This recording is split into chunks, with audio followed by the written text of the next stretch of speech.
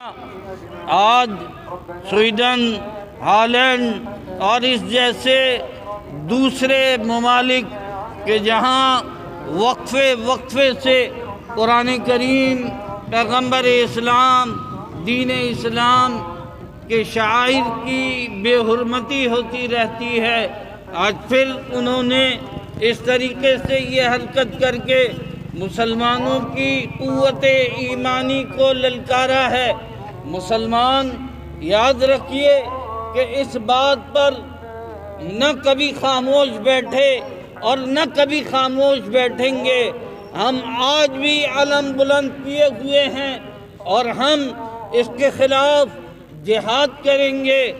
ان کفار کو مسلمانوں کے، قرآن کے، اللہ کے حکم جہاد سے تکلیف ہوتی ہے تو پھر یاد رکھیے اللہ کے رسول صلی اللہ علیہ وسلم فرما گئے ہیں کہ مسلمان مجتمع ہوں گے اور ان باطل قوتوں کو انشاءاللہ مٹا کر رکھ دیں گے انشاءاللہ۔ نعرہ تکبیر، نعرہ رسالت، لبیک لبیک الجہاد الجہاد، لبیک لبیک الجہاد الجہاد، لبیک الجہاد الجہاد، لبیک لبیک لبیک لبیک۔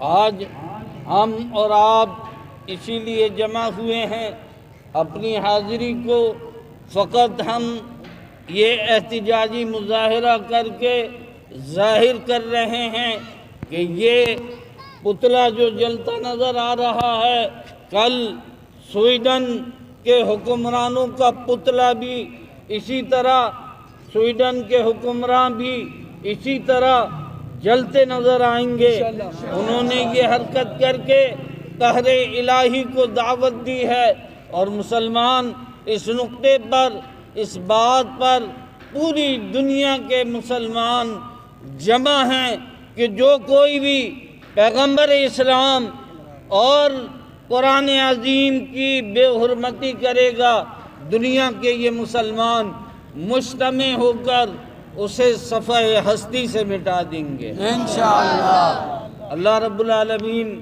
ہم تمام کو متحد اور متفق فرمائے۔ اللہم ربنا تقبل منا۔ جس کے اندر اسلام کو ٹارگٹ کیا جا رہا ہے، اسلام کے خلاف ایک ایسا منفی پروپیگنڈا کیا جا رہا ہے، اور قرآن مجید کے بارے میں تو یہ حکم ہے کہ یہ تو ساری انسانیت کے لیے ہے۔ قرآن مجید تو ساری انسانیت کے لیے ہے۔ قرآن مجید کو تو یہود و نصارہ اگر فائدہ اٹھانا چاہے تو ان کے لیے بھی فائدہ ہے۔ قرآن تو ساری انسانیت کو پیغام ہدایت دیتا ہے۔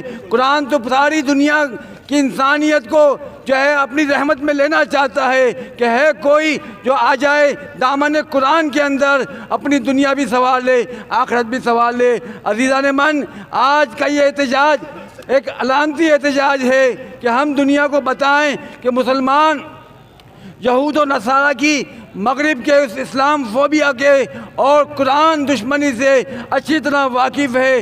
جو آج صلیبی جنگوں کا تسلسل ہے، آج کا مسلمان اس کو اچھی طرح سمجھتا ہے۔ اور عزیزان من، آج ہمارا تقاضا ہے وقت کا کہ آج ہم جب قرآن سے محبت کے لیے جمع ہوئے ہیں تو ہمارا عمل یہ ہونا چاہیے کہ روزانہ کی بنیاد پر ہم قرآن مجید کا مطالعہ کریں، روزانہ کی بنیاد پر ہم آغاز کریں اپنے گھروں سے، اور اس بات کا اظہار کریں کہ جو ہمارے گھروں میں قرآن مجید محفوظ ہے اسے الماریوں سے نکالیں، اس کو صاف کر کے اس کا مطالعہ کریں، اور اس بات کو یقینی بنائیں کہ روزانہ کی بنیاد پر ہم قرآن مجید پڑھیں گے، اس کے ترجمے کو سمجھیں گے اور عالموں سے اس کے مفہوم کو سمجھیں گے۔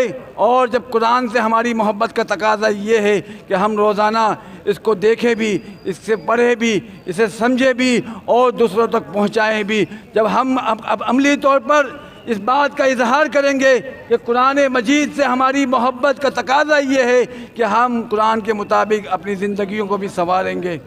یہ ہے کہ یہ قرآن یہ اسلام، یہ مسلمان وہ لوگ ہیں جس میں پوری دنیا سیاست کرتی ہے. کیوں کرتی ہے؟ اس لیے کہ ان کو پتا ہے کہ ان کے اگر معمولی سی بات کو بھی چھیڑا جائے تو ان کے اندر آگ نکلتی ہے. یہ وہ چنگاری جو ہے وہ آگ کا شعلہ بنتی ہے. ہم مسلمان جتنے بھی گناہگار ہو جائیں، ہم جتنے بھی گناہگار ہو جائیں، بے غیرت نہیں ہو سکتے. اسلام پر، نبی پاک صلی اللہ علیہ وسلم کی ذات پر، قرآن پر، اسلام پر ہم غیرت کرتے ہیں. میں سمجھتا ہوں کہ دنیا کا بدترین ایسا شخص ہو، ایسا گناہگار ہو کہ انتہائی گناہگار ہوگا اور وہ مسلمان ہوگا، لیکن اس کے سامنے کوئی گستاخی رسول کرے گا، اس کے سامنے کوئی گستاخی قرآن کرے گا تو انشاءاللہ میں یہ سمجھتا ہوں کہ وہ شخص سب سے پہلے اس مردار کو ہلاک کرے گا.